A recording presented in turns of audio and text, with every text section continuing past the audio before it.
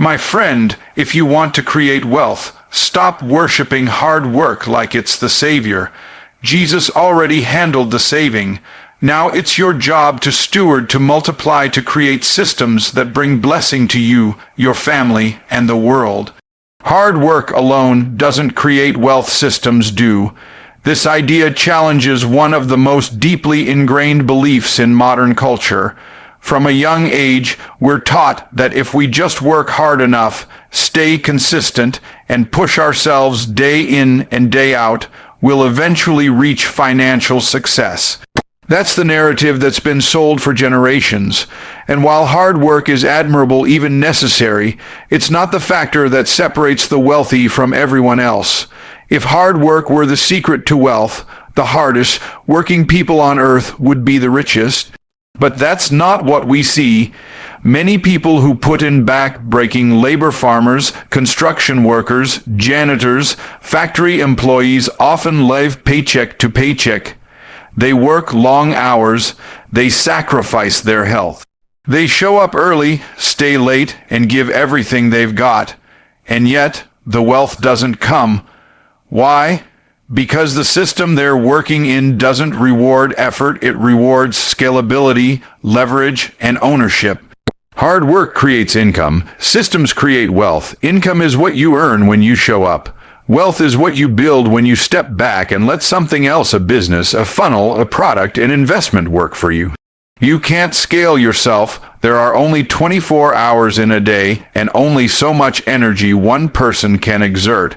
But you can scale a system. You can duplicate a process. You can automate a result. The truth is, most people don't need to work harder. They need to work differently. They need to shift from being laborers in someone else's system to being architects of their own. When you create a system, whether it's a course, a consulting pipeline, an e-commerce business, or a recurring service, you take yourself out of the equation. You let your system deliver value to people whether you're working or not. That's the beginning of real wealth. Wealthy people don't just work hard, they think in systems. They look at how to multiply time, not just fill it. They create something once that can be delivered 1,000 times. They invest in automation. They invest in teams. They invest in structure. It's not about how much effort you exert, it's about how much output your system can produce without you. Even in biblical principles, we see that wealth comes from multiplication, not addition. The parable of the talents is a lesson in systems. The servant who multiplied what he was given was rewarded. The one who preserved and protected it without increase was rebuked. God honors stewardship, but stewardship doesn't mean holding tight. It means multiplying wisely. You multiply through systems. Wealth is a result of organizing value creation into a repeatable process. It's about designing a way for your ideas, your gifts, your services, and your message to move without you.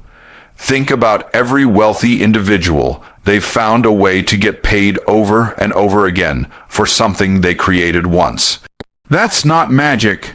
That's a system, and it's available to anyone who's willing to change how they think.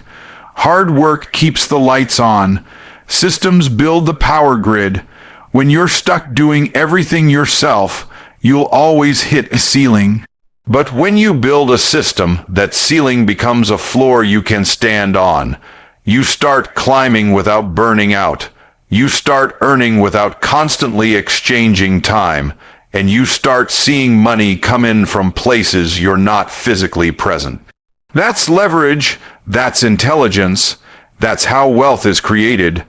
Wealth flows from value multiplied through leverage. This truth explains why some people can make in a day what others can't earn in a year. It's not always about intelligence, background, or even opportunity. It's about understanding how to take something valuable and deliver it to many people at once using leverage. Leverage is the secret ingredient behind every significant wealth story, and when it's paired with genuine value, it becomes unstoppable. Value is the foundation. No matter what business you're in, wealth always begins with solving problems. People pay for solutions, for transformation, for experiences that move them from where they are to where they want to be. If you can identify a real problem and create a product, service, or message that genuinely helps people, you're holding something valuable. But value by itself is not enough. It must be multiplied. It must be delivered to more people in less time. That's where leverage comes in. Leverage allows you to take one act of creation and scale it. It allows you to deliver value repeatedly without having to recreate the effort each time. Think of a digital course you film at once, but you can sell it to thousands. Think of a best-selling book written once, read by millions. Think of software developed once, used by businesses all over the world. That's the power of leverage. It transforms your value from a single, serving transaction into a system of multiplication. The average person earns income based on how much time they give. That's a limited model. Time is finite. But wealthy people earn income based on how well they use leverage. They apply leverage to money, to people, to systems, and to technology. They don't just work hard, they multiply effort through strategic tools. Instead of using a shovel, they use an excavator. Instead of pushing alone, they build a team. Instead of selling one-on-one, they use ads, automation, and funnels. This is why so many people get stuck financially. They have value, but no leverage. They're trying to deliver everything. They're working with one client at a time. They're doing custom work over and over again. That's honorable, but it's not scalable. The moment you stop, the money stops. There's no freedom in that model. It might pay the bills, but it can't build wealth. When you understand that leverage multiplies value, everything changes. You begin to think differently. You ask better questions. How can I deliver this to more people at once? How can I automate this process? How can I build a team around this vision? How can I use media, marketing, and messaging to expand my reach? These questions unlock the doors to exponential growth. They move you from operator to owner, from doer to designer. Leverage is not about shortcuts, it's about structure. It's about setting up your business or brand or idea in a way that separates your income from your effort. The more leverage you have, the more impact you can make. The more value you can multiply, the more wealth you can create. And the beautiful part is, once the system is built, it continues to work even when you rest. People often confuse being busy with being productive. But the person working 60 hours a week without leverage may not be producing more than someone working 10 hours with high leverage. The difference lies in how each hour is used. One is manual labor, the other is strategic deployment. Leverage makes every unit of time and energy more powerful. It's the force that turns good ideas into empires and small audiences into global movements. Wealth doesn't reward effort alone, it rewards multiplied value. And only leverage can multiply what you bring to the world. That's why understanding and applying leverage is non-negotiable if you want to shift from surviving to thriving financially. Trading time for money creates limits. Systems create freedom. This is one of the most powerful truths that separates financial survival from true wealth. The moment you exchange your time for a paycheck, you've entered into a transaction that has a built-in ceiling. There are only so many hours in a day, and your energy is not infinite. If your income is tied directly to your time, then your growth will always be capped by your availability, your health, and your ability to physically show up. The traditional model teaches people to sell their time to show up, clock in, do a job, and get paid. And for a long time, that worked as a basic structure of stability. But in today's economy, it's not just outdated, it's dangerous. Jobs disappear, hours get cut, the cost of living rises, and people who rely solely on time based income find themselves in a trap. No matter how hard they work, they can't seem to get ahead because their income is linear. It moves in a straight line, directly connected to how much time they give. This model leaves no room for scale. You can't work 25 hours a day. You can't duplicate yourself. So even when someone is incredibly skilled or dedicated, they still hit a wall. That wall is time, and unless they break out of the time for money trap, they'll always be stuck in a cycle of trading life for lifestyle, giving up the best years of their lives just to make ends meet. That's where systems come in. Systems allow you to detach income from time. They let you build processes that work for you even when you're not working. Instead of trading effort for income, you trade insight for infrastructure. You create a structure that delivers value without requiring your constant presence.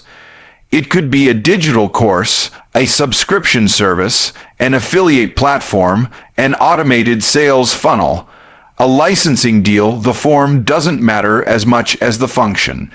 The function is freedom.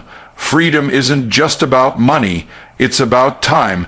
It's about choice. It's about waking up in the morning and deciding how to spend your day, not being told how to spend it. When you have a system that generates income, you get to choose whether or not you want to work that day. That's not laziness, that's leverage. That's living on your own terms. People often confuse busy with productive. They think if they're always working, they're doing something right, but busyness can be bondage. Just because you're occupied doesn't mean you're progressing. Systems break that pattern. They allow you to do the work once and benefit from it many times. They let you multiply your impact and your income without multiplying your hours. Consider the difference between a freelancer and a business owner. A freelancer gets paid when they perform a task. A business owner gets paid when the system they built performs the task. One model stops when they stop. The other keeps going. The key difference isn't talent or intelligence, it's structure. It's the decision to stop relying on hours and start building outcomes. Many people are afraid to let go of time-based work because it feels secure. They know how to earn an hourly wage or a salary. It's predictable, but that same predictability becomes a prison. It's predictable that you'll run out of energy. It's predictable that you'll reach a cap.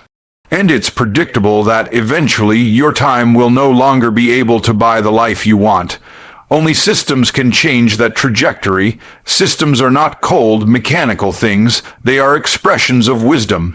They are a way of saying, I value my time too much to keep selling it cheap. When you build a system, you're reclaiming your life. You're setting up a vehicle that can take you further than your own 2 feet ever could. God designed creation with systems, so should you. From the very beginning of time, the world was not built on chaos or randomness.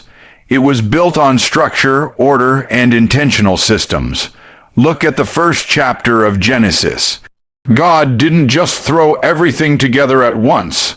He created light, then separated it from darkness. He formed the sky, then the land, then filled each with purpose: birds in the sky, fish in the sea, animals on the land. There was a process, a sequence, and a rhythm. That's a system. The sun rises and sets. The tides come in and go out. Seasons rotate without interruption. Trees bear fruit, and within that fruit are seeds designed to replicate more trees. These are not random occurrences, they are built-in, repeatable systems, and because they are systems, they continue without human intervention. They are self-sustaining. They multiply without extra effort. That's the brilliance of God's design.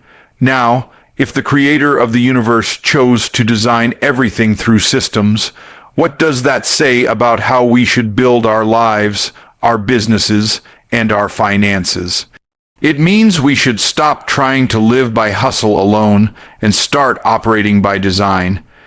Too many people are trying to grind their way to success, when God's model has always been about stewardship and structure. Stewardship doesn't mean maintaining what you have, it means multiplying what you've been given, and you can't multiply consistently without a system. A system ensures that results are not based on mood, motivation, or momentary inspiration. They're based on process. A farmer doesn't have to feel inspired to plant a seed. He follows the system. Prepare the ground, sow the seed, water it, wait, harvest. It's predictable. It's dependable. And it works not because of hard work alone, but because of alignment with the system God already designed. Wealth, too, is part of that system. Deuteronomy 8:18 says, "It is God who gives you the power to get wealth." That power is not just in your strength, it's in your strategy. It's in your ability to think, to plan, to build. When God gives you a gift, it's your responsibility to turn it into something useful. And the way you do that is through systems. A gift becomes a service. A service becomes a business. A business becomes an engine of income. That transformation doesn't happen by accident. It happens when you take what you have and plug it into a system. Systems give structure to your calling. They allow your talents and ideas to reach more people. They help you serve more, earn more, and free up your time to pursue what matters most. Without a system, you're constantly reacting to life. With a system, you begin to direct life. You stop playing defense and start playing offense.